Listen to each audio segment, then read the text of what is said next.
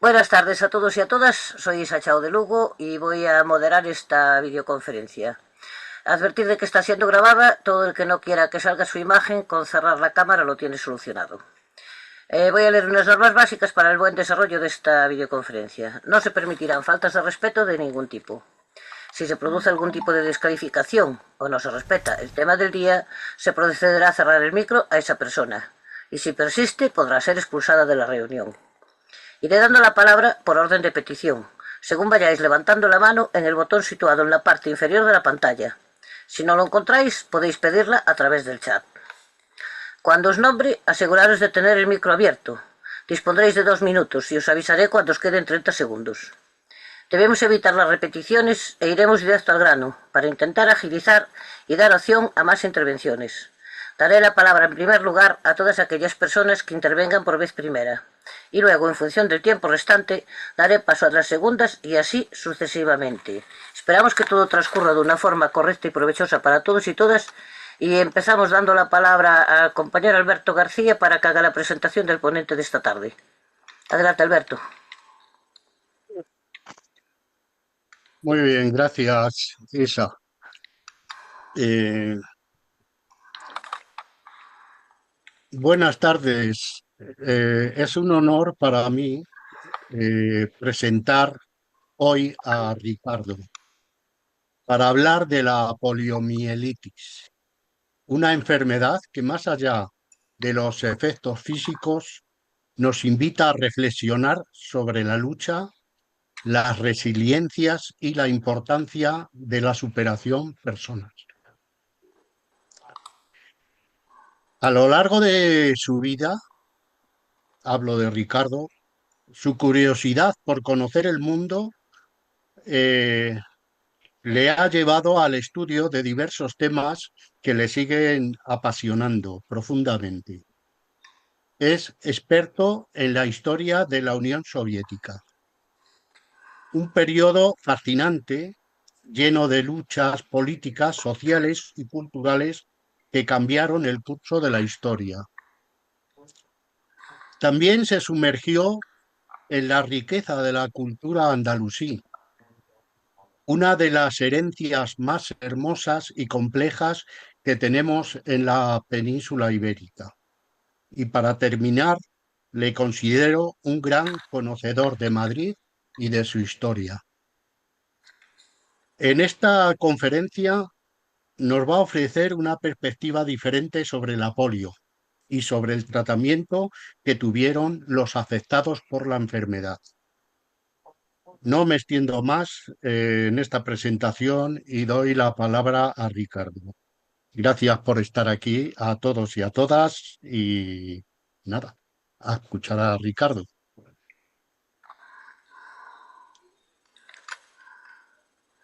¿Qué tal? Muy buenas tardes. Bueno, voy a hacer lo más cercano posible mis palabras a todos vosotros. Todo lo que voy a decir es lo que yo he experimentado a lo largo de mi vida. Todo lo que voy a decir os va a parecer bastante fuerte, bastante duro, pero es verdad que me alegro que Rosa esté asistiendo porque también ella lo ha sufrido. Empiezo sencillamente así. Balance de mis secuelas de la polio. Mi infancia fue destrozada por la enfermedad. Durante años ingresaba en el tétrico Hospital de San Rafael, única asistencia de caridad que existía en mi ciudad para los infectados. 8 operaciones, algunas extremadamente dolorosas. Me quedó, debido al mal tratamiento en ese hospital, más corta una pierna que la otra. Recuerdo unos hechos muy poco conocidos sobre uno de los horrores tétricos de la medicina en aquellos años en tiempos de la dictadura del siglo XX. Sabían muy poco de lo que llamaban la parálisis infantil. Como creían que era una enfermedad que atacaba a los músculos, su tratamiento fue de los traumatólogos. En mi caso, fue el doctor Truchuelo y su equipo quien me atendió. Por ello, sin saberlo, me administraron técnicas traumatológicas que a corto y medio plazo afectaron a la respuesta inmunológica de mi cuerpo. Sesiones de ejercicios continuos tras cada operación, las escayolas de inmovilización, sutura y clavo de sujeción en articulaciones, cargas de poleas y mancuernas, hasta finales del siglo XX.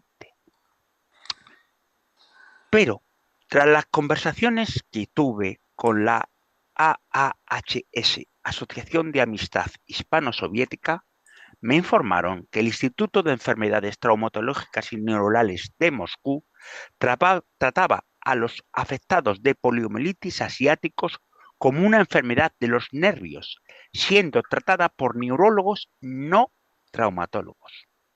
Me fui al hospital de referencia del 12 de octubre y me quedé pasmado cuando el neurólogo jefe sabía menos que yo de la poliomielitis, pues según él atendía a muy pocas personas con esa enfermedad o a ninguna al año. Con el tiempo, ya en este siglo, todos los afectados han sido tratados a las unidades neurológicas, porque mis compañeros de la polio se dieron cuenta también que estaban destrozándoles la enfermedad, perdían la movilidad y terminaban arrinconados en la cama exigiendo soluciones. Los neurólogos tampoco se las dieron, las soluciones, mas el tiempo había pasado. Muchos habían fallecido con sus secuelas de experimentos y dolores, aparatos y pastillas. El síndrome postpolio me vino de golpe cuando tenía 45 años. Un día andando, a mi ritmo habitual, choqué contra un muro invisible que no me permitía andar. Un sudor frío de miedo recorrió mi cuerpo. Respiré varias veces y volví a caminar, pero noté que no podía ir al ritmo anterior. El síndrome, mes a mes, fue progresando, calladamente, cada año. Aparecieron mareos sin sentido. 2026 es otro año sin ninguna ayuda en este estado antisocial, como estar al borde continuo del peligroso abismo de la fractura o la parálisis. Y entro en lo más duro, el genocidio español. En España, la vacunación frente a la poliomielitis se inició parcialmente en 1958 con cierto grupo de niños que se costeó su transporte con la UPVPI, que es como se llamaba antiguamente, que es la vacuna del doctor Salk de Estados Unidos. Pero esta acción no ofrecía ninguna defensa de la población infantil. Por lo tanto, el virus se convirtió en una pertinaz fase epidémica. En la primavera de 1963, el Auxilio Social, obligado por almas caritativas, realizó una campaña piloto de vacunación en las provincias de León y Lugo, utilizando la vacuna gratuita VPO del doctor Savi. En 1965, ante la avalancha de los casos, se inició una vacunación obligatoria a los menores de 2 meses a 7 años, puesto que la mayoría de los casos de parálisis infantil ocurría en esos años de edad. La polio de los años 50 fue una negligencia franquista o un genocidio más. El virus era contagioso y no se pusieron los medios necesarios para aislar a los enfermos potenciales en los primeros casos más contagiosos, que extendieron progresivamente la enfermedad por el aire y el agua, llegando hasta las vías respiratorias y la saliva. Lo más nocivo que hizo la dictadura militar era negar la existencia de brotes epidémicos. Por cuestiones económicas, no quisieron dedicar dinero a la prevención de la enfermedad. Y aunque las dosis fuesen gratuitas, traerlas costaba dinero. Y solamente unos miles de viales a buen precio se distribuyeron en las provincias. Esto no afectó a las clases sociales económicamente fuertes, que sí dispusieron de información y la vacuna en consultas de médicos privados. caso resuelto. Hoy nadie duda que el franquismo ocultó la epidemia de la sociedad para tapar los cerca de 330.000 afectados anuales. Los niños sanos que habrían podido ser evitados si hubiese habido una vacunación obligatoria. Lo más esperpéntico es que hasta aún hoy no se conoce por los antiguos gobiernos y actuales cuántas personas tuvieron la polio. Pero lo peor es que hay una verdadera nube para que no se sepa el número de muertos que hubo. Por poner un ejemplo, tenía varios compañeros en San Juan de Dios, en San Rafael, que estaban hechos muy mal. Se había tocado todo el cuerpo y habían recibido el pulmón de acero, que era un sistema que entonces se aplicaba. Y había solo un pulmón de acero. Pero para aquel pulmón de acero había 3 niños. Cada vez que se podía ascender al pulmón de acero. Pues allí tenían que elegir quiénes recibían el pulmón de acero y quiénes no. Aquel niño que recibió el pulmón de acero sobrevivió. Los otros 2 murieron. Por eso digo que aún no se sabe el número de muertos que hubo.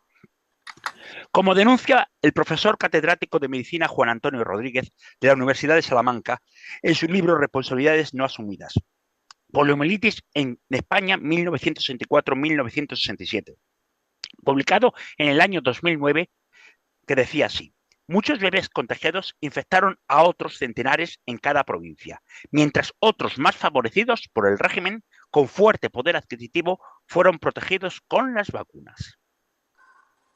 Pero la inmensa mayoría de las ciudades y pueblos quedaron indefensos.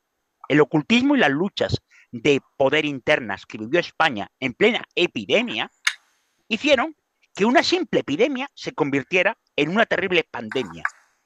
Estas luchas de poder internas enfrentó al Seguro Obligatorio de Empleados, SEO, dominado por Falange, y la Dirección General de Sanidad, DGS, gestionada por los sectores militares católicos.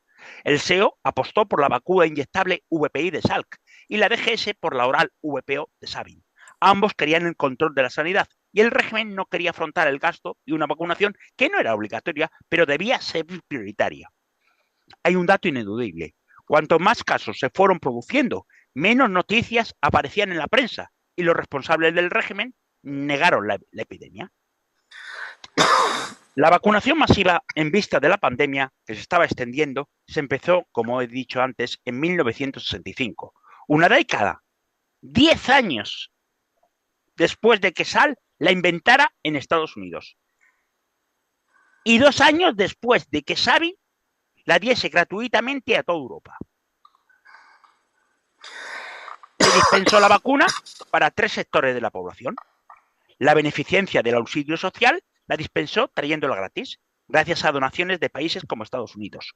Un segundo sector de la población debía pagar 9 pesetas por las 3 dosis y los más pudientes 27 pesetas.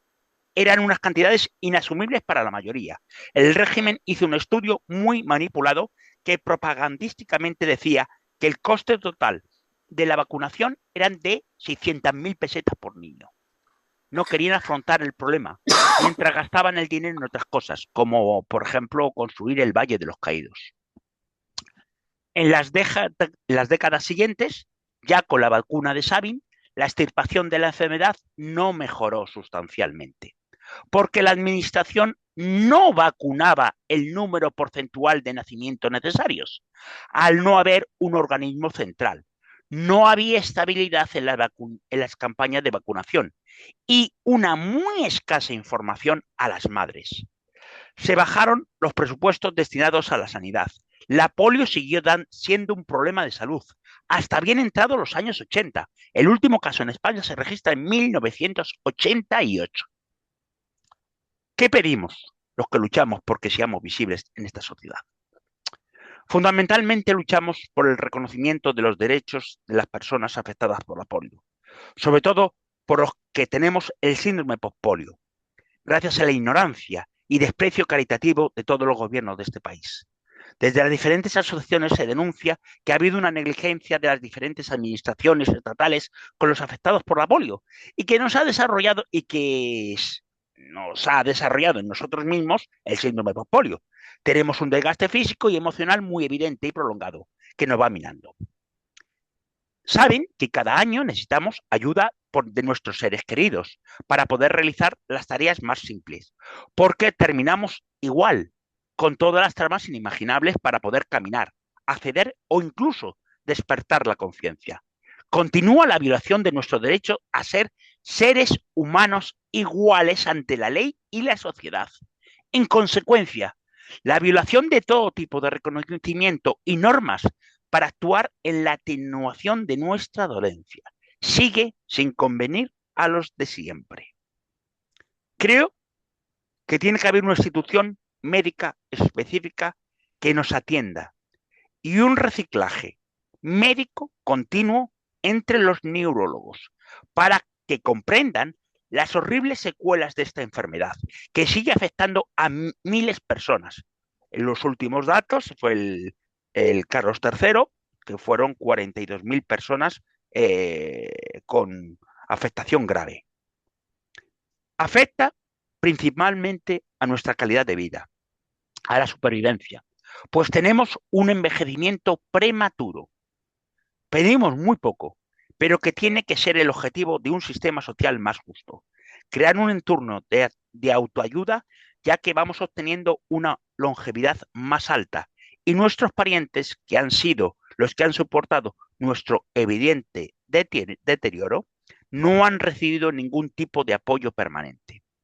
Si hemos realizado continuamente intercambio de experiencias, denuncia ante las cámaras de televisión por los frenos que hay en la vida diaria de las ciudades, en los transportes, etc.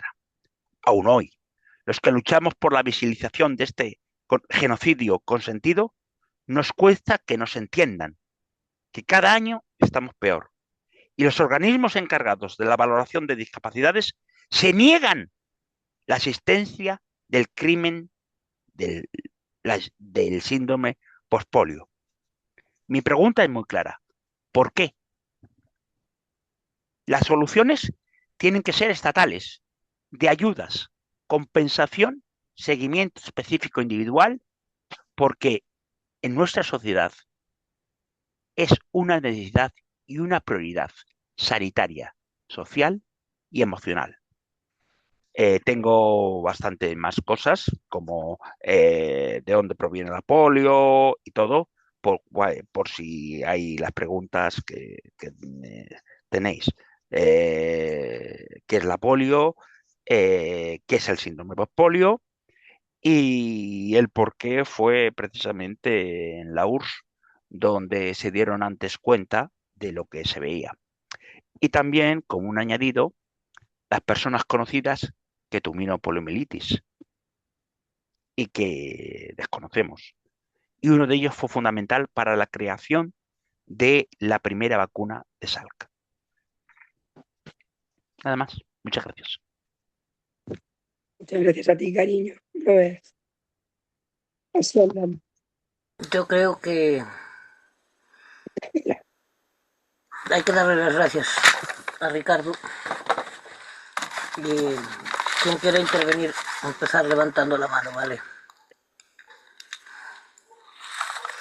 Rosa, adelante. Pues, Ricardo, te doy las gracias de corazón y tenías razón. Lo has expresado de tal manera que mira que yo estoy afectada por ello. Bueno, no voy a continuar. En el punto en el que nos encontramos ahora mismo con respecto a los políticos es cero. Nos hemos encerrado en ministerios, hemos subido al pleno del Parlamento, hemos ido al Senado, nos hemos encadenado en los ministerios y encadenado que a 5 personas en silla de ruedas nos mandaron a 4 furgonetas de la policía a cortarnos las cadenas, porque el señor jefe inspector de policía, Emiliano, Tenía que irse muy pronto a su casa y le habíamos entretenido media horita más. Entonces le dijo a la policía que cortaran cadenas y para casa. Después de eso hemos vuelto. Cierran las puertas correderas y dejan una sola puertecita donde se ponen dos de seguridad y no nos dejan pasar. Yo la última vez me tiré al suelo y empujando como a los toros para poder quitarle las piernas y poder pasar. Imposible, porque ponen las piernas de acero y nosotros no podemos. Por fin conseguimos, a base de todo esto, que el señor del Real Patronato, un tal Blanco Nieto, Jesús Nieto, no quiero ni, nos hiciera una hoja de ruta. Esa hoja de ruta lo único que ha hecho, ¿vale? Que hicieron un estudio de polio, bla, bla, bla, bla, que tuvimos que volver a encerrarnos porque eso estaba parado y no salía adelante. Y se consiguió que por fin sacaran el estudio. Pero ¿qué pasa ahora? Que como la sanidad está transferida a las comunidades, estos señores han lavado las manos y dicen que son las comunidades las que nos tienen que dar la rehabilitación frecuente. La rehabilitación frecuente, nos hemos ido a Extremadura, al pleno de la Junta, al pleno de Andalucía. Hemos contactado y hemos interceptado a la consejera de Sanidad y nos hemos encerrado en la consejería del Ayuso, era la presidencia del Ayuso, que nos toca los cojones, con perdón. Y vamos a seguir, porque esto no se van a reír más.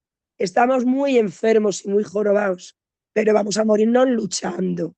Ellos lo que quieren es que apartarnos, que nos muramos y olvidarse del tema de la polio. Que no entiendo por qué. Es verdad que nos han metido en memoria democrática y se puso la disposición número 11, atención sanitario-social, que sigue sin desarrollarse. Ahora somos pelotas de ping-pong, no somos personas. Vamos al ministerio y dicen que hay que ir a las comunidades. Vamos a las comunidades y dicen que faltan documentación, como que lo metan en el BOE, el Ministerio de Sanidad. Y para acá, y para allá, y para allá, y para acá.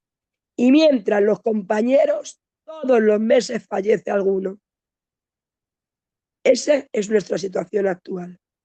Enfermos, hechos polvo, y teniendo que ir y recorrer kilómetros, porque yo ahora vivo en Almería, para ir al pleno de Andalucía en Sevilla.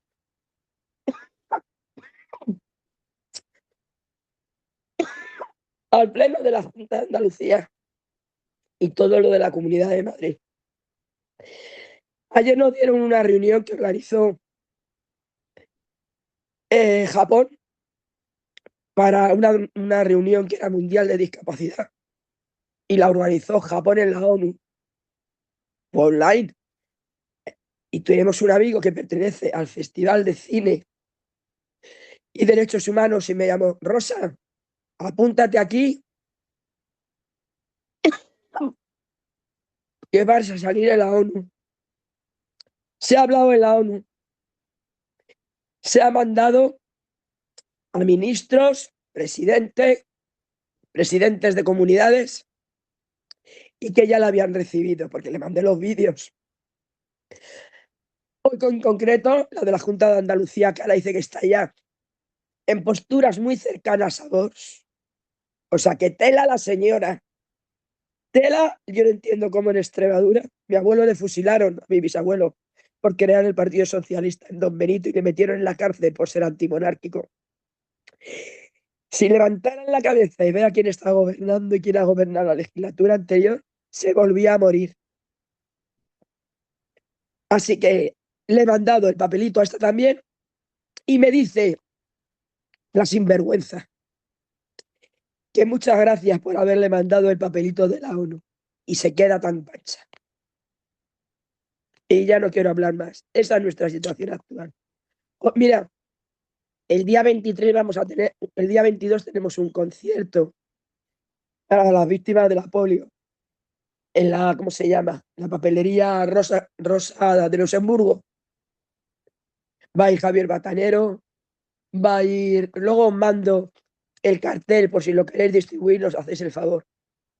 Y el día 23 vamos a volver a pasar a la acción. Nos vamos a ir al Ministerio de Sanidad, después a la Consejería de la Presidencia y después, si nos da tiempo, vamos a ir otra vez al Senado, que ya hemos ido, esta es la 4ª vez. Vamos a montar la tienda de campaña y no nos vamos a mover de ahí, aunque vengan por la noche. La última vez nos mandaron a la policía con nocturnidad y alevosía, que si no nos íbamos nos quitaban las tiendas de campaña. Sí, señora. Las quitamos y nos fuimos a los coches a dormir como estamos nosotros.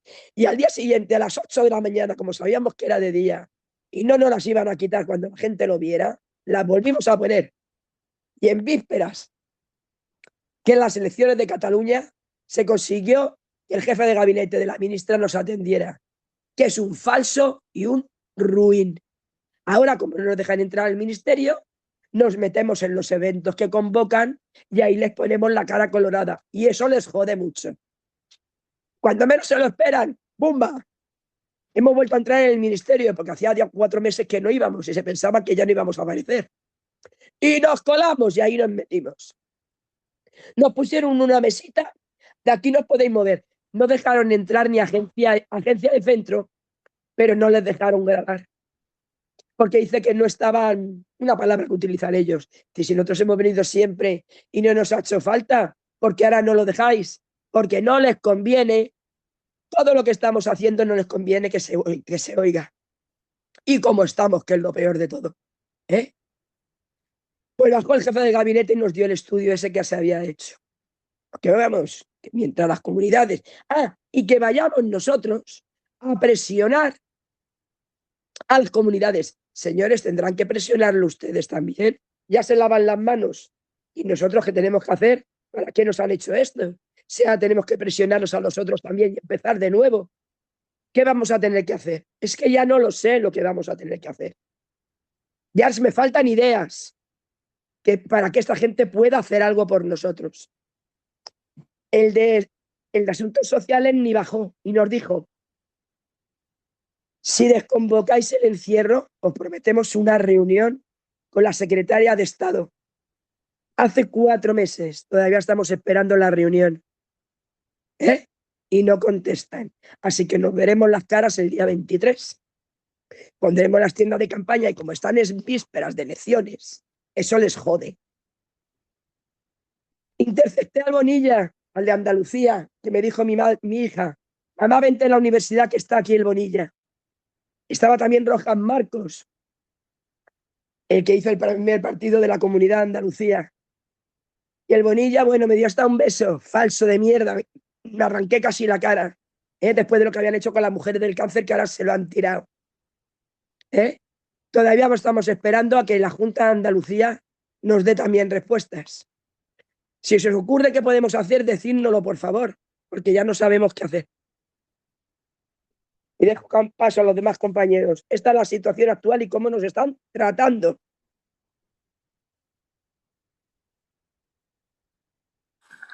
Así estamos.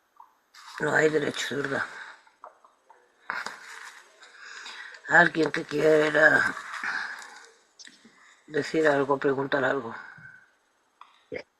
Le pido a la plataforma, por favor, el viernes vamos a estar allí a las 10 de la mañana. Si los compañeros de la plataforma de Madrid queréis venir a apoyarnos, os lo agradecemos.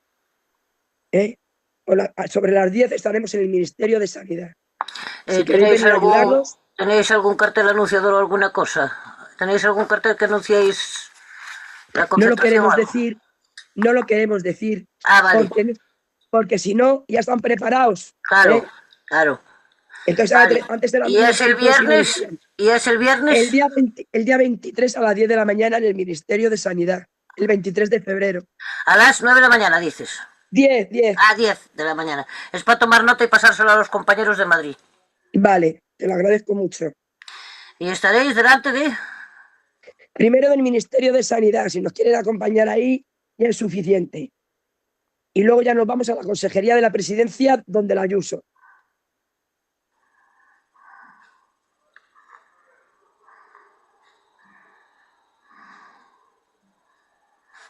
Es que si les paso la información a los compañeros de Madrid y si alguno se puede sumar, pues que os apoye, claro. Lo agradecemos mucho, de verdad. Nos hace falta todo el apoyo que nos podáis dar, porque mira, yo estoy y mis compañeros estamos muy jodidos, muy desgastados, ¿eh?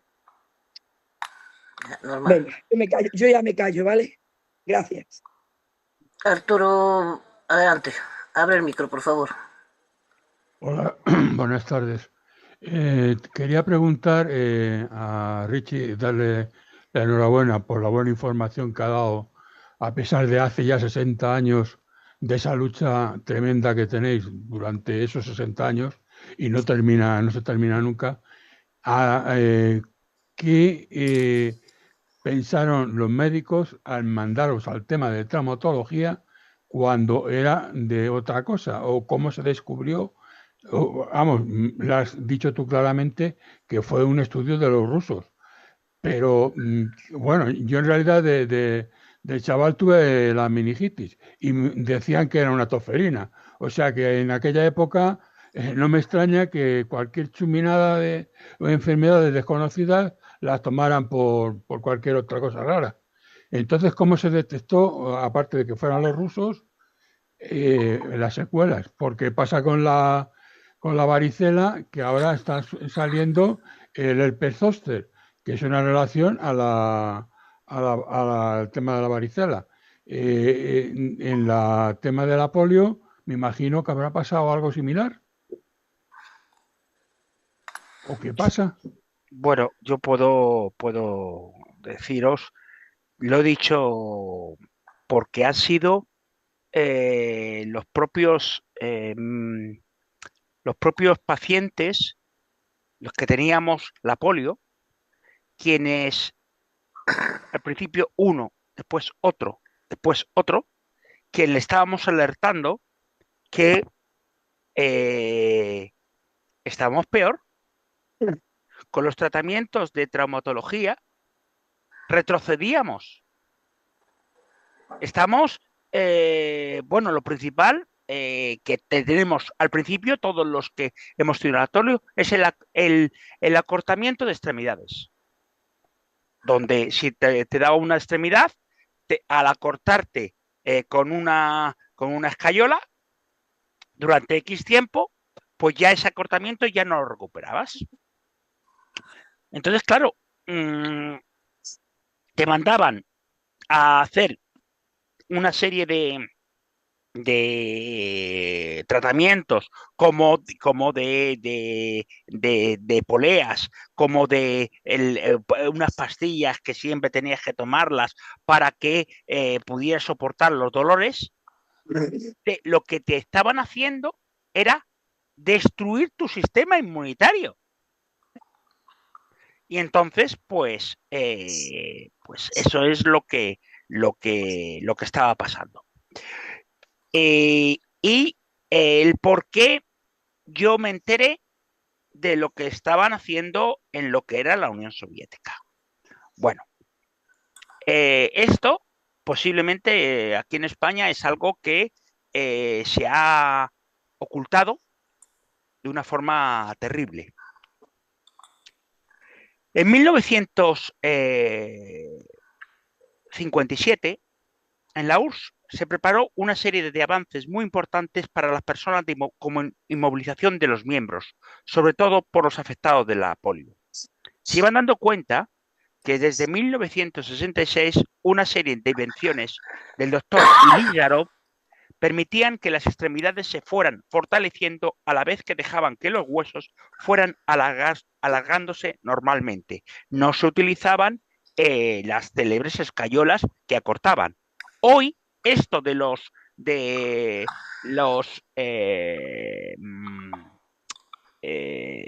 tornillos que cogen en toda la pierna, que empezaron a llegar a Europa en los años 90, es normal, pero entonces hasta los años 90 eso no existía. Bueno, pues el que inventó ese sistema fue el doctor Ilizarov. Ilizarov descubrió que cortando cuidadosamente un hueso sin cortar el periostio alrededor de este, se podía separar las dos mitades de un hueso ligeramente y este crecería para llenar el espacio residual entre las dos mitades. También descubrió que el rebrote del hueso se da a un ritmo bastante uniforme en todas las personas y las circunstancias. Se creó, pues, el Instituto de Investigación Experimental y Clínica Ortopédica y Traumatológica Reconstructiva, con sede en Kurgán y sucursales de la región de Moscú y las ciudades de Leningrado, Volgogrado, Kazán, Ufa, Krasnodar, Sverdlovsk, Omsk, Krasnoyarsk y Vladivostok. Hasta mediados de los años 80 no llegaron a Occidente y en los años 90 a este reino de España. Los especialistas soviéticos ya alertaron en los años 70 del síndrome pospolio que acaecía a los jóvenes con el tiempo. Estas innovaciones no se conocieron en este reino hasta bien entrados los años 90 y años posteriores. Ese es el gran desastre, el gran retraso. Pero claro, todo esto, lo que he dicho antes, que hasta el propio año 88 se dice que hubo un caso de polio. Nosotros creemos que son más, como sabe Rosa. Pero bueno, pues hasta el año 88. Pero ¿qué pasa? ¿Que las vacunaciones no habían servido? Claro que no habían servido. Cuando se empezó realmente, terminó totalmente de lo que es la vacunación general de la población, fue en el año 2002.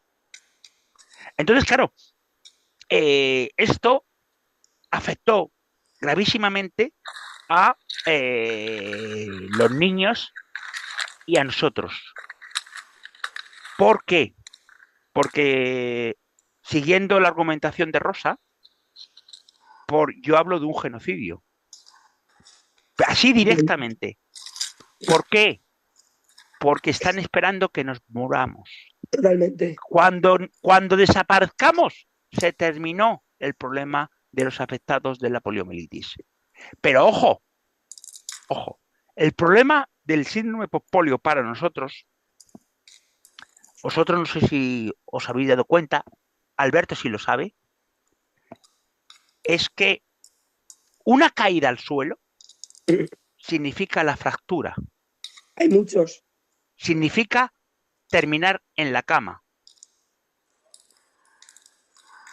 Entonces, claro, eso no se dan cuenta porque no saben cuáles son el síndrome pospolio. O sea, es algo tremendo. Y os he dicho que, evidentemente, ha habido muchas personas con polio, que os he dicho antes.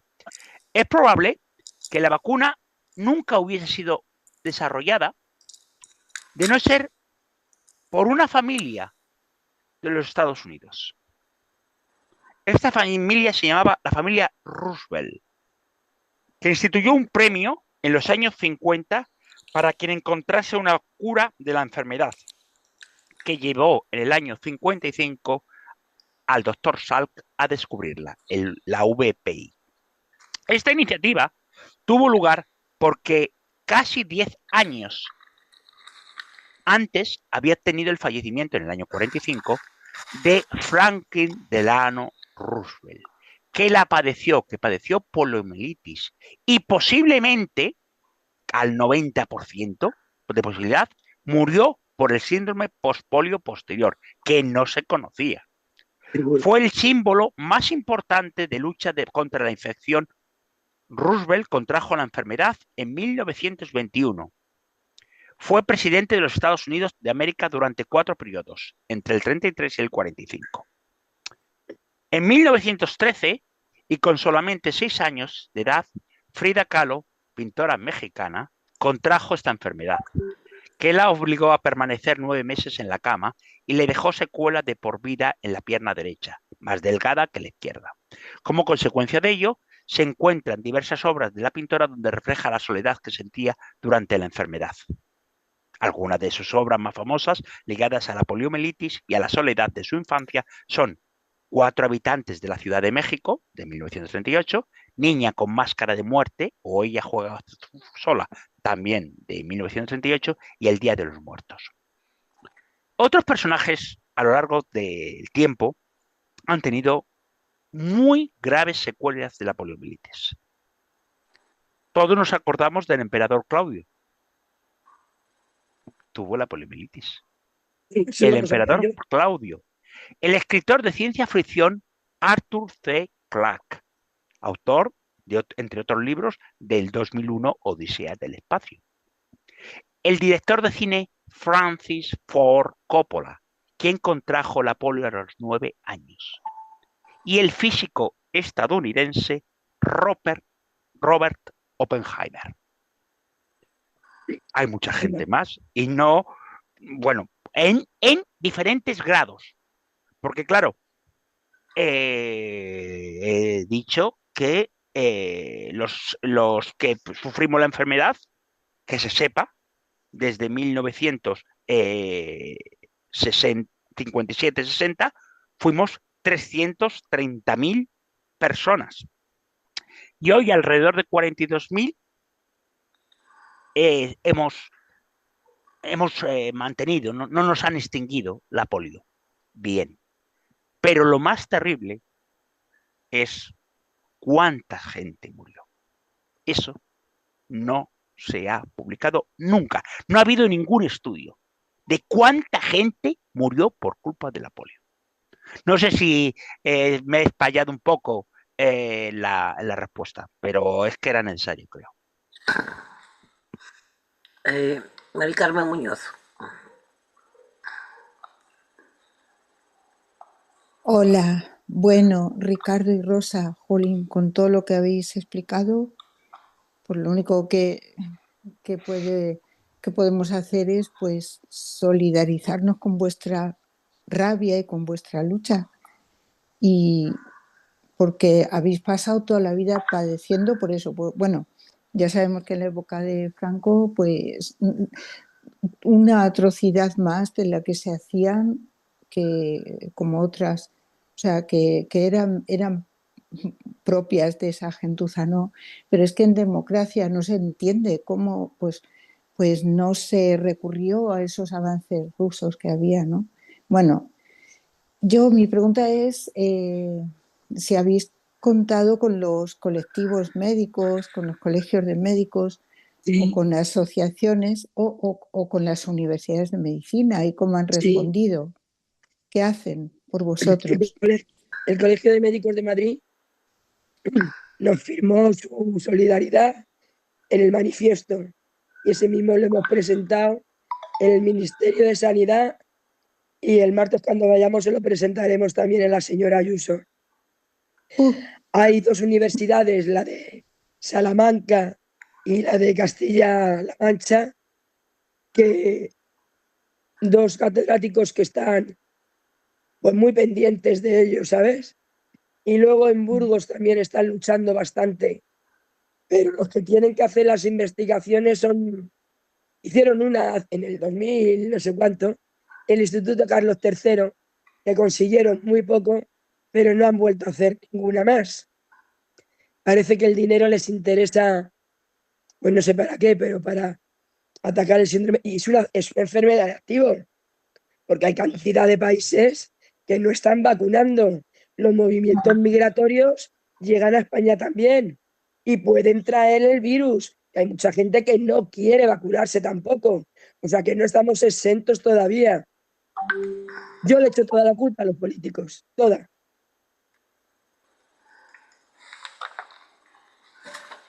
Ay, ¿sabéis por qué en el año después de poner la vacuna, la gente vacunada se contagió? Por dos razones.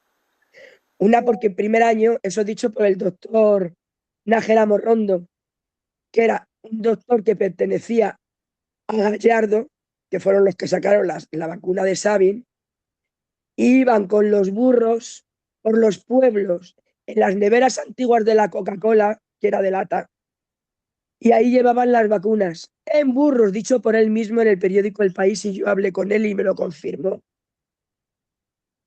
E iba por los pueblos llevando la vacuna. ¿Qué pasaba? Rompían la cadena del frío. Cuando querían llegar de un pueblo a otro con hielo picado, la vacuna había perdido la esta del frío y estaban inservibles. Y luego, porque el primer año, él mismo dice que los cataloga de irresponsables, dieron las 2 dosis, pero al segundo año solo dieron una, la otra se la metieron en el bolsillo y se lo llevaron. Por eso hubo gente con la vacuna puesta que en los años 70 cayó con polio. Y conozco a varias compañeras que han tenido la polio después de ser vacunadas. Y esas son las razones que explica el doctor Nájera Morrondo, que luego fue el que llevaba el departamento del Instituto Carlos III sobre el SIDA. Y ahora el hombre ya está jubilado. Bueno, jubilado más que requete jubilado. Así que lo que hicieron y encima mal. Y como dice el compañero, si no tenían ni idea, ¿cómo nos iban a operar? Y nos operaban de huesos que ya estaban atrofiados porque los músculos no dejaban desarrollarse esos huesos y los nervios. Esto es un despropósito, lo mires por donde lo mires. Así es. ¿Alguien más que quiera? Sí, Isa, yo es que estoy intentando levantar la mano y me sale Adelante, todo en inglés. adelante, No, adelante. no. Yo también, Isa. Vale, pues Levanta. va Alberto y detrás vas tú, Nelson. Bueno, tranquila. Bueno, yo lo primero que me viene al pensamiento después de esta tragedia que estamos escuchando aquí en directo, que, que vamos, yo nunca había recibido esta información hasta tal punto como ahora y estoy estremecido, ¿no? Pues lo primero que me viene es que tenemos un Estado, unos gobiernos, sin hablar del franquismo. Hablo ya desde la llamada transición, pues muy humanitarios. ¿Sabes? Han sacado una ley de protección a los animales, pero tienen casos como este que nos están contando, pues que no lo hacen caso. Y no es porque no tengan voz ellos, que sí la tienen. Me consta todo lo que ha contado en las movilizaciones que han hecho Rosa, pues indica que han levantado la voz y protestan allí donde pueden, pero eh, son tan humanitarios que no hacen caso. Les dejan como ellos están diciendo, que se vayan muriendo y desaparecerá el problema. Yo quería referirme a Ricardo. Bueno, Ricardo informó que somos camaradas de la misma organización. Estoy conectada. Entonces, yo le conozco ya hace bastantes años y, y es cierto que le he visto caerse en la calle infinidad de veces, muchas. Su hermano, que hace de muleta de él, pues a mí me decía, no, si yo me asustaba verle en un suelo duro, en las aceras, caerse de esa forma, y decía el hermano, no, no, si él sabe caer, porque desde pequeño está sufriendo esas caídas y sabe cómo caer, pero aún así yo le he visto Es veces verdad. que se ha hecho bastante daño. Entonces, joder. Entonces, bueno, pues a pesar de eso, Ricardo eh, está siempre activo. Últimamente ya, las últimas veces que le he visto basta con 2 muletas. Entonces ya le reduce todavía más la movilidad. Pero Ricardo siempre activo y una cosa muy importante con la sonrisa. Siempre chistoso, siempre diciendo, animando, como animando a los demás. ¿Eh? Entonces, bueno, solo decir la capacidad humana que tiene Ricardo, hablo de Ricardo en singular porque es al que conozco directamente, pero que, y bueno, que no sé qué podemos hacer, no lo sé, no lo sé cómo podemos ayudar, en eso se me escapa. Pero vamos, sí necesitaban un apoyo social que no lo tienen muchísimo, muchísimo más. Así que nada, no perdonarme, pero es que es una tragedia que- no, gracias. Muchas gracias por tus palabras, Alberto. Eh, Ricardo, ¿ibas a decir algo más? No, no, no. Vale. Estaba Nelson. Nelson, abre el micro, porfa. Correcto. Ricardo, primero pues debo agradecer esa información tan valiosa que he recibido, porque le cuento que nunca la había tenido, es decir, eso no había pasado por mi mente, el caso de del problema con las personas que tienen este tipo de enfermedad y como usted lo hace ver, un descuido de la ciencia, un descuido de los gobernantes. Bueno, yo lo que es como una experiencia que tengo. Poseo una hermana mayor que mi persona, tiene como 75 años, docente, igual ya pensionada, ¿no? Y a ella le dio una parálisis infantil, llamamos nosotros cuando tenía por ahí unos 6 años. No sé si era producto de la ignorancia que usted nos ha comentado o producto del descuido de la ciencia.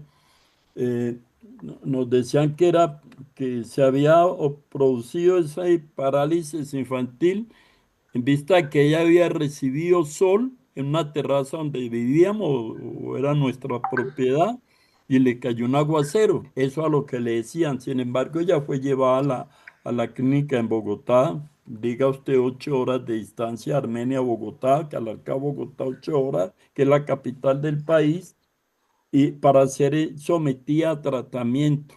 Ella quedó inválida y se nos decía, lo que le digo es esto, que me gustaría que me aclarara ese concepto porque se lo escuché usted también, de la parálisis infantil. Y sin embargo, nosotros, ¿qué es lo que sufrimos con ella? Que como nos demoramos para verla o vernos, cada rato me dicen, Nelson, se cayó su hermana, se cayó su hermana, cada rato. Ese es el cuento común cuando yo salgo a la calle. Y entonces yo la llamo, tío, sí, Nelson, me caí. Y si es producto de esa misma enfermedad, compañero, y muchas gracias.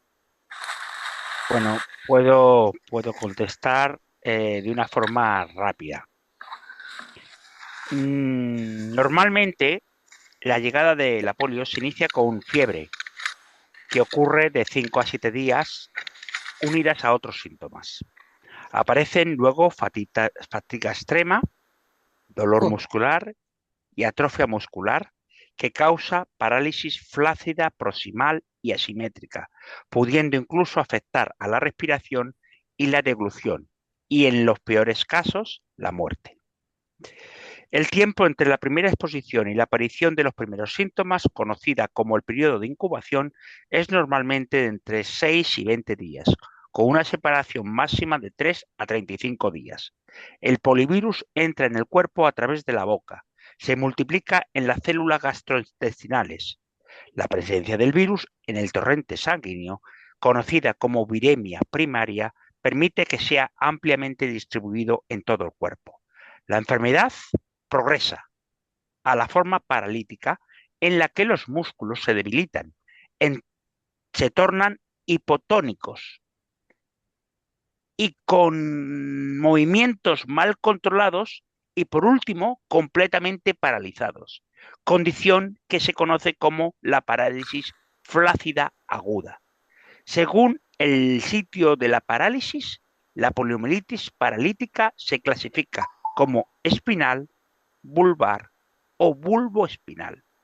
La encefalitis, que es una infección del tejido cerebral en sí, se puede producir en raras ocasiones y generalmente se limita a los niños. Se caracteriza por la confusión, cambios de estado mental, dolores de cabeza, fiebre, compulsiones y con menos frecuencia la parálisis espástica. En mi caso, yo un domingo estaba jugando con la pelota, había tenido 2 o 3 días antes, tenía 7 meses, fiebre. y mis padres checaron que había cogido un resfriado. Mi padre se había ido con unos trabajadores que habían hecho unos trabajos y el domingo.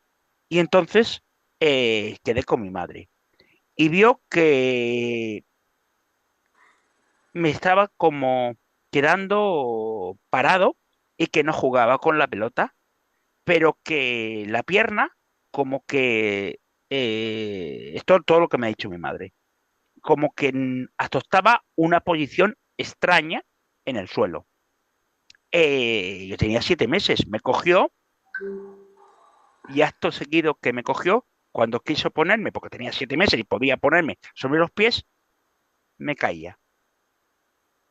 El susto y lo que vio mi madre era indescriptible, porque sabía que había tocado en el barrio la poliomielitis a muchísima gente y hasta que llegó mi padre fue indescriptible el terror que sintió mi madre. No sé si con esto, Nelson, te he dado respuesta a lo que me has pedido. Es correcto, le he entendido. Gracias. Gracias, Nelson. Mientras que alguien más levanta la mano. Juana, ¿quieres intervenir? No, vale. Mientras tanto, sí, abre el micro, por favor.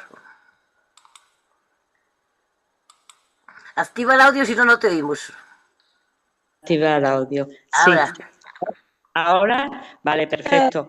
Bueno, yo soy Juana Hornero, pertenezco, Rosa, pertenezco a la plataforma de niños y niñas afectados de la polio y mi compañera Rosa lo ha explicado toda nuestra lucha, nuestra batalla.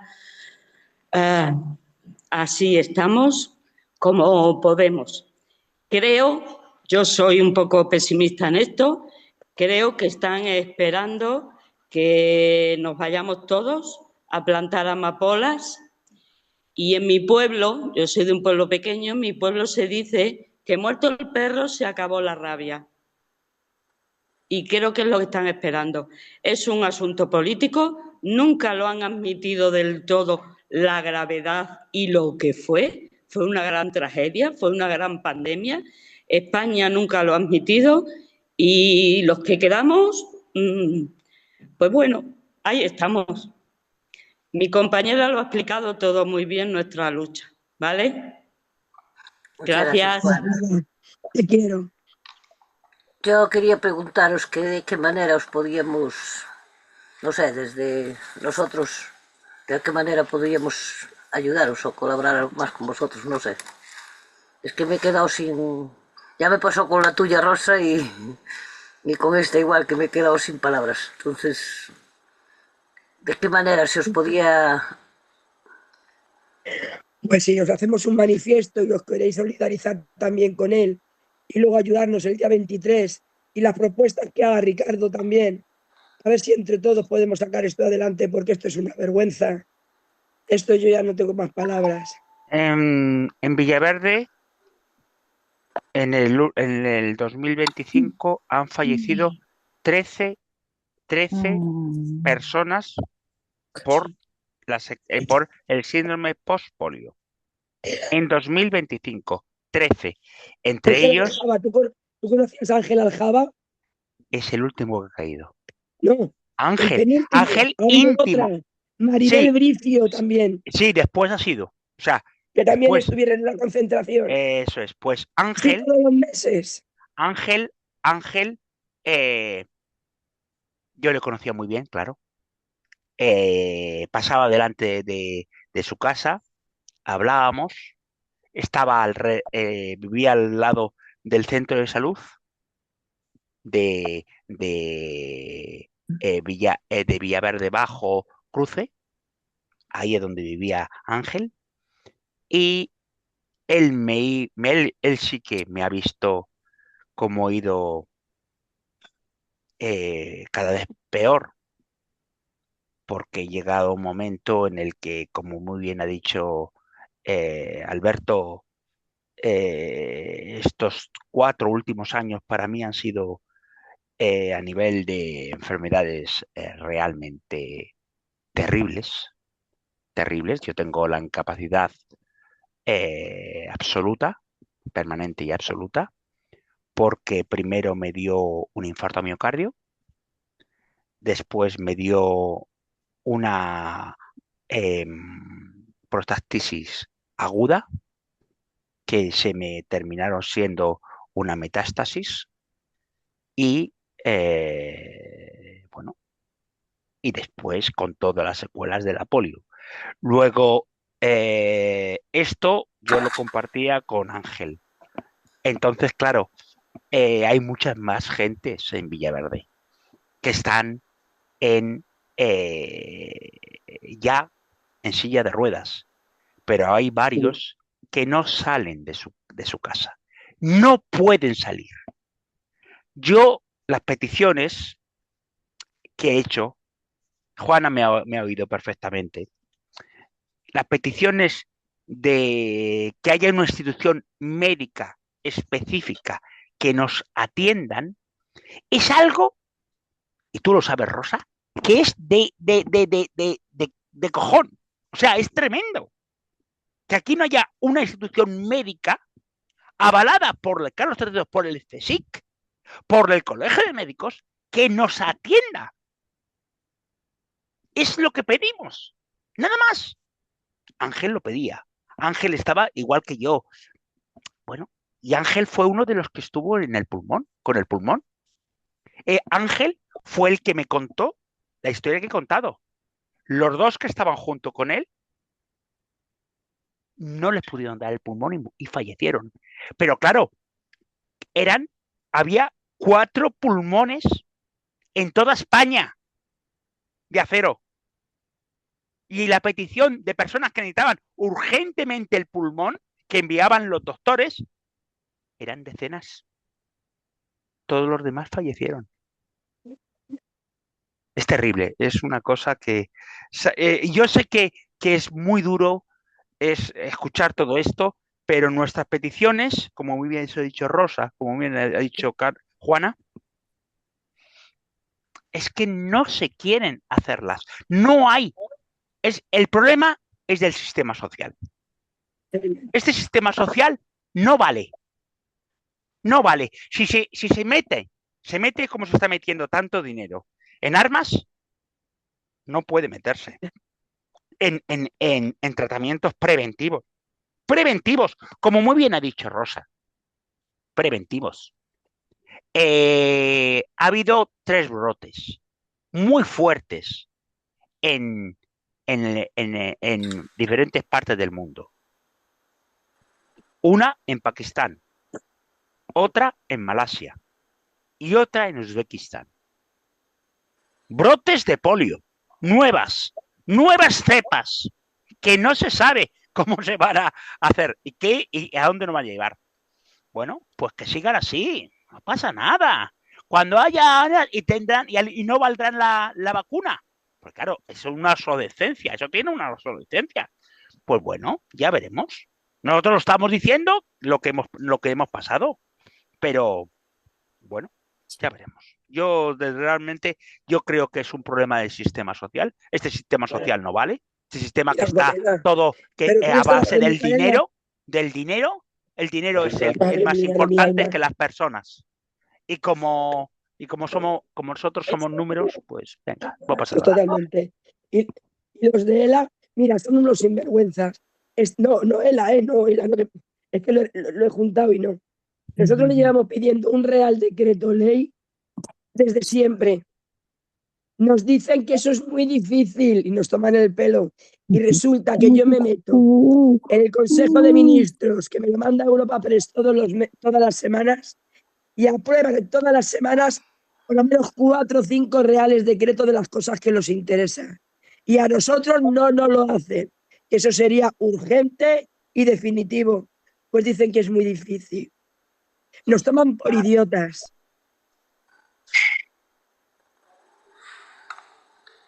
Por idiotas. Oye, qué buena esta de botijos tienes ahí, qué preciosidad. Vea, pero es la Juana. Claro. Así que Así vamos. ¿Alguien más que quiera? Que la Juana le echó los huevos en el pleno de Extremadura, ¡ole! Resulta que ya nos desalojaban, claro, y se volvió y dijo, y la memoria democrática es lo único que han hecho. Cuando ya salimos nos pregunta la consejera de Sanidad, ¿vosotros no son más de la ley Concordia? Digo, pues no, señora, somos más de la memoria democrática. Es que no sé, ya no le gustó. Es que no podéis entrar hablando en alto en el pleno, digo, nosotros. Si vosotros estáis lanzando puñaladas todos los días y os tenemos que aguantar, se quedó muerta. Le van a callar, hombre. Ya está bien. Ya está Bueno, bien. yo creo que, como muy bien ha dicho el compañero anterior, se puede repetir la historia y creo que, por desgracia, es bastante probable que se repita.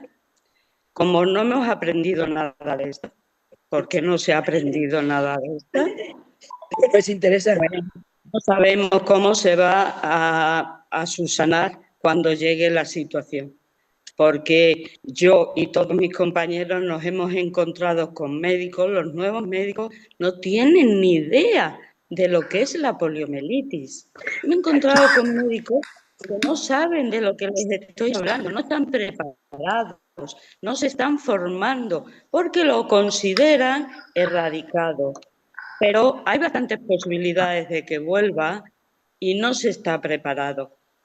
Nosotros somos muy mayores ya para lo que venga, pero cuidadito lo que llevamos. Un abrazo a ¿Sabes? todos. ¿Sabes que Gracias, el Juana. COVID tuvo que aprender de la epidemia de la polio? Ahí sí nos mencionaron, ¿sabes? Ahí sí, de los pulmones de acero, de los respiradores artificiales, ahí sí nos mencionaron. Pero no han aprendido nada, se ha pasado el COVID, la polio, y los que están padeciendo las secuelas del COVID, ahí están. ¿Y la ELA cómo está? ¿Y la Y talidomida? dentro de 50 años, ¿cómo van a estar los que estén? ¿Cómo van a estar?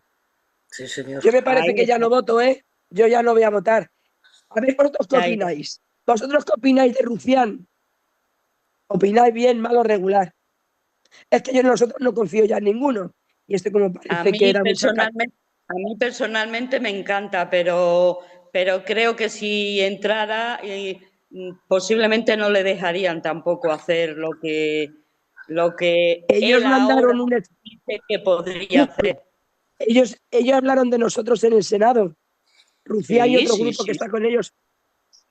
Los Sí, únicos, sí. los demás han pasado de todo. Los únicos que han hablado de nosotros, sí. Yo Sí. pido a todo el colectivo de polio unidad, porque así lograríamos más cosas. Unidad. Y ayuda a otros colectivos porque somos muy Y, poquitos ya. exactamente. Y los demás Y colectivos que se solidaricen. claro, y perdona, Rosa, para los que no nos conocéis, nos veis y nosotros somos lo mejorcito que queda de la polio, ¿vale? Bueno, que estamos, ya Porque estamos jodiditas también. los compañeros que no están, es que no pueden estar, es que están en la cama, están con mucho más sufrimiento que nosotros todavía. Entonces, lo mejorcito es esto, y estamos hechos polvo. Por poneros un ejemplo, yo he hecho un reportaje ayudando a una persona de aquí, Villaverde, pero como esto que voy a contar ahora, es tétrico, pero hay que contarlo, mu- muchísimas personas, estamos hablando de miles de personas que tienen la polio, como no pueden andar y no tienen personas que les pueden ayudar, no pueden salir de sus casas. Y viven continuamente en sus casas y mueren en sus casas. Esos son los peores casos. Y a esos no les ha llegado nunca nada de ayuda. No les ha llegado nada. A lo menos le dice, no, te enviamos una persona para que te limpie la casa. Y esos son los que están cayendo. ¿Por qué? Porque han desarrollado también el síndrome de polio. Uno de los peores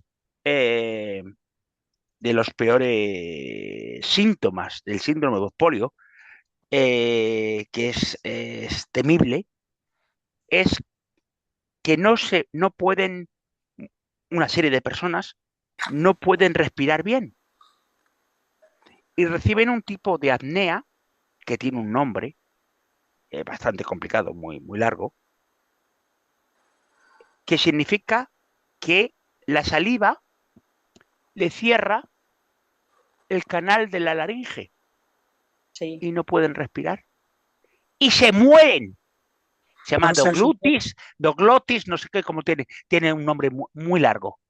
Y se mueren y la gente va allí a hacer la casa y se la encuentra en el suelo, se la encuentra en la cocina, se la encuentra allí donde no ha podido. Rosa lo ha dicho muy bien. Nosotros somos visibles, pero están los invisibles, que son decenas de miles de personas que no tienen foto, que no salen en ningún sitio, porque no pueden salir de su casa.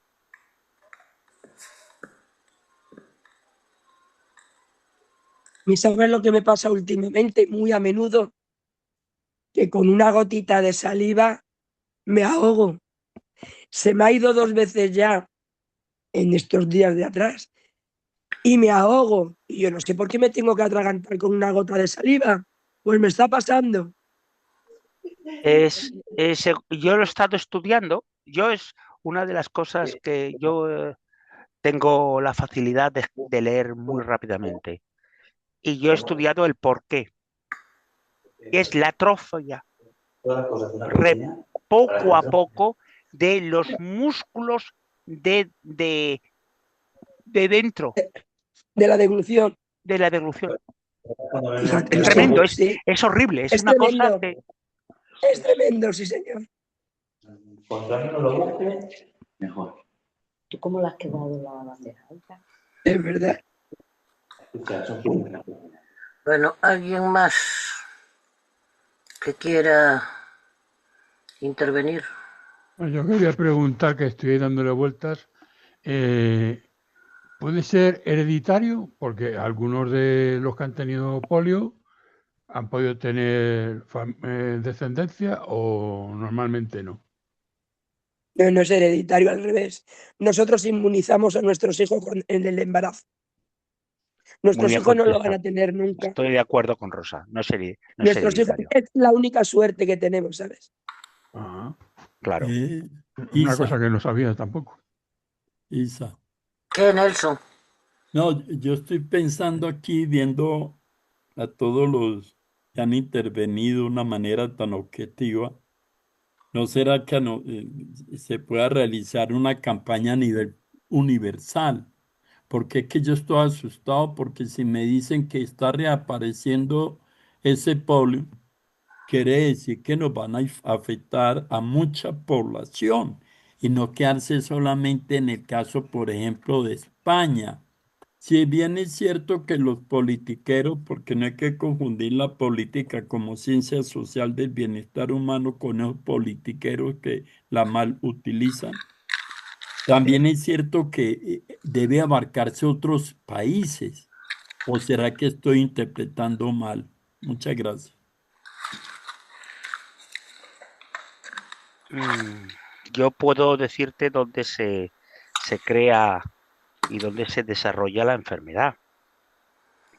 Es donde aquellos países que tienen un problema de aguas fecales. Ahí es donde se crea y se hace fuerte la poliomielitis y se traslada al aire.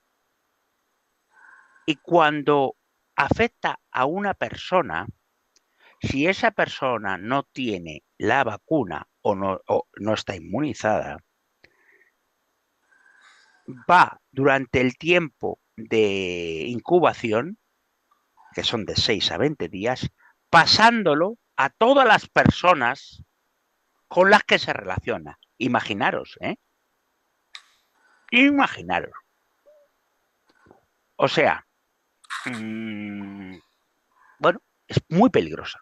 Es una de las peores enfermedades, porque, claro, existe la vacuna, pero no existe ningún tratamiento que pueda prevenir la prevención.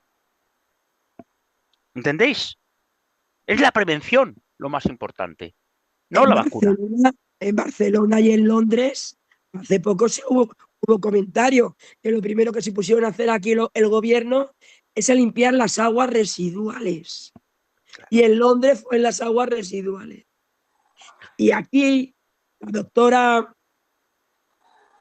bueno, la de la catedrática de la Universidad de Castilla-La Mancha, también comenta que después de la guerra, aquí las aguas residuales estaban sin potabilizar, sin limpiar y sin nada. Y de ahí, mira, mi madre sabe lo que me dice, que ella cree que yo pillé la polio, porque una vez nos fuimos al campo y yo como niña empezaba a andar, acababa de empezar a andar porque ahí me dio a los 2 años. Y yo andaba y bailaba con mis primos. Y a los 2 años, catapum, lo que tú, que me van a levantar y se acabó. Y dice mi madre que yo viví de un agua, que fue corriendo a quitarme de allí. Y mi madre dice que es de ese agua. Y mi madre me llevó a vacunar, antes de esto me llevó a vacunar. Y le dijo al médico, mire señora, de la Sociedad de la Equitativa, yo tengo 5 hijos, a ninguno le he vacunado y todos están perfectamente. Tú fíjate la estadística. La vacuna no es efectiva porque hubo un caso, del caso Cutter, que era un laboratorio muy cutre y no la sacó bien. Entonces decían que no era efectiva y solamente fue ese caso. Y en España no había epidemia. Esto fue en febrero del 1963. Pues a mí la vacuna me dio, digo la polio, porque este señor no me quiso vacunar. Me dio la polio el 25 de julio de 1963, porque el señor decía que no existía la epidemia en España. Eso es lo que hacían circular para ahorrarse tener que poner las vacunas. Y mi madre, vendiendo litritos de leche, la pobre, pudo ir a que me la pagase su Sociedad Médica. Y la Sociedad Médica tampoco se la distribuyó. Así que había cada cosa por ahí que para qué te cuento. Y mucho menos, claro, los que vivían en los barrios más humildes. Y eso que el doctor Salk no la patentó porque decía que si el sol no se podía patentar, la vacuna para los niños, la vacuna de la polio para los niños tampoco. Y no la patentó, o sea que salía baratísima. Por poneros un ejemplo, yo he dado varias conferencias sobre la poliomielitis y cuando dije esto que te voy a comentar, llamaron muchísimo la atención. En 1958, en la Unión Soviética, tenía el sistema de sanitaria Semasco, que era que daban una orden y automáticamente era a todas las repúblicas de la Unión Soviética. Bien. El doctor Sabin llevó él en un avión, donó una cajita de 26 viales al instituto del doctor Ilizarov. Y rápidamente se puso en contacto con el Ministerio de Sanidad Popular. Desde el año 1958 a 1959, 9 millones de niños soviéticos fueron vacunados de golpe por todos los ambulatorios que había en la Unión Soviética, extirpando de golpe la enfermedad. Eso fue uno de los más importantes desarrollo social que hubo. Por eso os digo que esto creo que es un problema de sistema social. ¿Por qué? Porque también yo hice una investigación y que lo puse en un artículo sobre cómo se extirpó la viruela. La viruela se extirpó porque un epidemiólogo, o sea, el que atacaba las enfermedades, que se llamaba Víctor Zdanov, obligó a las multinacionales, a los laboratorios a nivel mundial a erradicar la viruela. Porque los laboratorios obtenían mucho dinero con ello. Pero en la poliomielitis no, porque la poliomielitis lo cogen a los niños y ya es que ya ha entrado y bueno, cada cual que se busque la vida. Pero fijaros el detalle de que muchísimos niños que fallecieron en los años, desde el año 59 al año 64, murieron por encefalitis aguda. Y aparece como muertos por encefalitis. Pero la causa fue la poliomielitis. Pero no se quiere admitir. O sea, el genocidio del Estado español. Es que no sé cómo decir, es que el del sistema que hay aquí. Es que no se quiere. Y la democracia, el exterminio de los supervivientes. Claro. Tenemos que hacer una publicación así diciendo: la democracia española, exterminio de los supervivientes de la polio. Porque esa es la realidad.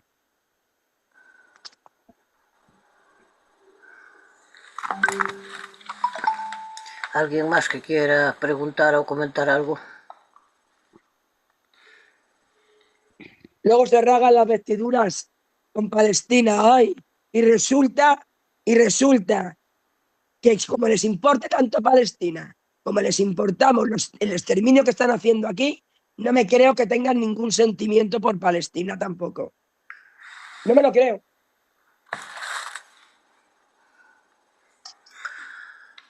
Bueno, dado que ahora que hace todo eso, si Bueno, quiere, como dice ahora Rosa, si les importara mucho el exterminio, el genocidio de Palestina, pues entre otras muchas cosas, pues lo primero hubieran roto relaciones con el Estado de Israel y le Sí, hubieran puesto pues un bloqueo, como hacen en otros países que no sí, sigue el claro. ritmo que Mira, ellos en Cuba, marcan.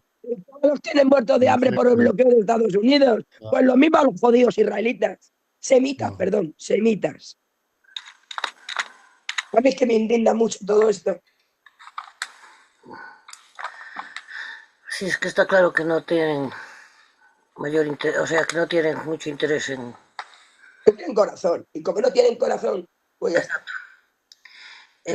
A ver, ¿alguna intervención más de parte de Ricardo, de Juana o de Rosa? Y después si eso ya vamos cerrando. No, os agradecemos mucho que nos habéis dejado hablar otra vez. Lo agradecemos mucho, de verdad que sí. Yo Estaremos siempre que necesitéis. Yo únicamente decir que en el Reino de España no se tiene ningún tipo de humanidad con nosotros, Totalmente. Nada. porque nosotros vivir cada día, yo lo sé por mí, yo no hablo de nadie más, yo no quiero dar pena ni nada de lo que hay. No se tiene en cuenta el síndrome de polio. Aquellos que Bueno, que lo estamos desarrollando, que lo hemos desarrollado el síndrome de polio, cada día perdemos una función. Cada día. Dice, anda, si esto no me pasaba, de verdad. esta mañana, a mí me ha ocurrido una cosa que a mí no me ha venido, no pasaba nada. Y es que cuando me he levantado por la mañana, he abierto los ojos y no los podía despegar, los párpados. He tenido que hacer unos movimientos, me he tenido que como quitar como una especie de legañas fuerte, y entonces con mucho esfuerzo he tirado. O sea, pues, ¿qué queréis que os diga? Como decía Gila, cuando hayamos muerto, se acordarán de todos nosotros de lo buenos que éramos. Y cuando ya no hace falta. Pues ya veremos, ya veremos. Ya veremos lo malos que vamos a ser ahora. Sí. Que se jodan. Perdón, muchas gracias a todos, Muchas gracias a todos. Gracias. Ahí me tienen ya hasta aquí. No puedo más. Luchar con los políticos en la guerra. Más, no sé qué nombre ponerla, pero es horrible. Es horrible. Horrible. Bueno, pues os damos las gracias por venir a exponernos lo que hay, que es una manera de que la gente se entere también. Nosotros lo divulgaremos y todo para que la gente vaya sabiendo cada vez más. Entonces, daros las gracias a vosotros por exponerlo y a los asistentes por el interés demostrado en aparecer en esta videoconferencia, claro. Entonces, a deciros que para el próximo viernes... bueno, todo esto, después de daros las gracias, que sepáis que está siempre la puerta abierta para cuando queráis volver, ¿vale? Vale. ¿Qué te iba a decir? Vosotros me podéis enviar el tema de China que tuviste en la anterior reunión. Es que me interesa saberlo. Te paso el enlace de YouTube. Te paso el enlace de YouTube y ya lo ves. Como tengo tu teléfono también, ¿vale? Como tengo tu teléfono, ya te lo paso por WhatsApp, ¿vale? Y el de hoy también, por favor. Vale, muy bien. Gracias, cariño. Un beso muy fuerte. A vosotros. Adiós, cariño, adiós. El próximo viernes, día 20, tendremos a la Asociación de Vera Composta de Cáceres con un proyecto que se está llevando a cabo para hacer compostaje de residuos. Muy bien. Entonces, os esperamos el próximo viernes y digo que muchísimas gracias de nuevo por estar aquí. ¿Vale? Muchas gracias. Un abrazo a todos, corazones. Gracias. Es un placer haberos visto. Ánimo. A ustedes muy amables. Tener mucho ánimo y seguir con la lucha, no la paréis.